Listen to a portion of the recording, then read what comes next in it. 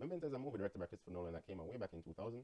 It follows Leonard, whose wife is raped and murdered, and we follow him on his quest to figure out who did it and kill whoever was responsible.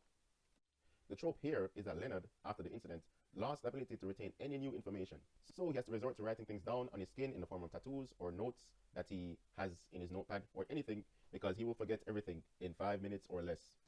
Additionally, this movie is told backwards. So the first scene in this movie, we see who Leonard kills, and the whole story goes backwards because we see it through Leonard's eyes, and because Leonard forgets everything, we follow the story narratively from the end to the beginning as if we had Leonard not being able to remember things I thought was going to be annoying, but it turned out to be one of the best tropes I've seen in cinema.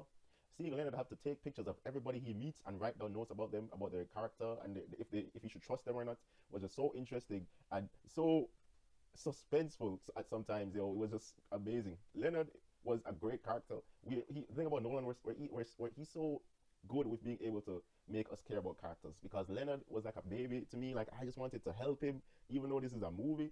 He was just trying to find out who killed his wife and kill them, and I'm hoping that after killing, if he finds them, well, we see him kill someone at the beginning, that's the first scene. We're just hoping that this helps him to move on and turn the page and find the closure he needed. His life. We're also introduced to the character of Teddy, who was so shaky in my eyes at sometimes, but also so genuine in my eyes at sometimes. I don't know what to believe about Teddy. I don't know what he was about.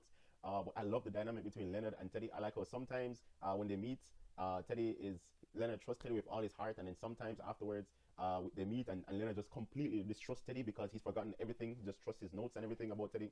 I like the characters of Natalie and the guy that was running the motel, because it showed us that, you know, there are some people out there who really want to help Leonard find closure and help him, because he's, like I said, very lost. I've never cared so much about a fictional character. Just help him, please, someone help him. But there are also people out there who just want to take advantage of him, like the guy at the motel.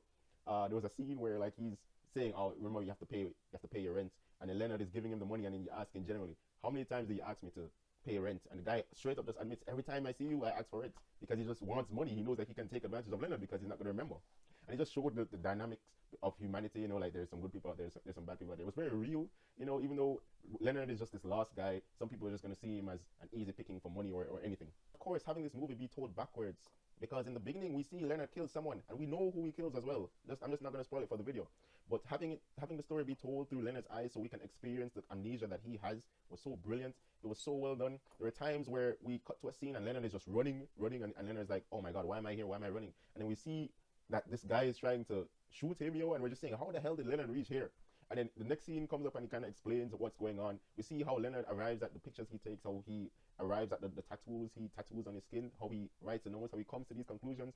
We see how everything is done just backwards, and that was so brilliant. It felt like I had amnesia, because you had to really focus. And it was kind of frustrating at times, but it shows us how frustrating Leonard's situation is. It puts us in his skin. And I thought the end of this movie was brilliant, because there was one note on one of Leonard's pictures that I was just struggling to understand. Why would he have this? Why would he put this specific note there? Because this note influences so much of the events that happens through this movie.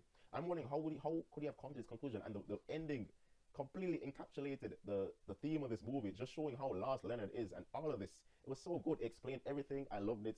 I love the character of Leonard. I love the characters in general. This movie was so real to me, and I think this was one of Nolan's best films, even more so than Inception. I just think this movie is so underrated. That's one of the reasons why I wanted to make this video. So I'm gonna give the movie Memento a 4.5 bowl of rice and peas out of 5.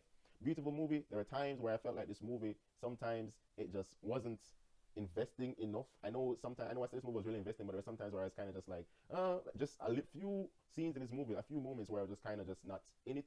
But 95% of the time I was there, and that's why this movie gets a 4.5. It influenced me. It was such a work of art, and I hope that you guys go and watch it. I watched it on YouTube. The French version was on YouTube. I don't know if the English version is there, but watch it, and that's all I have to say.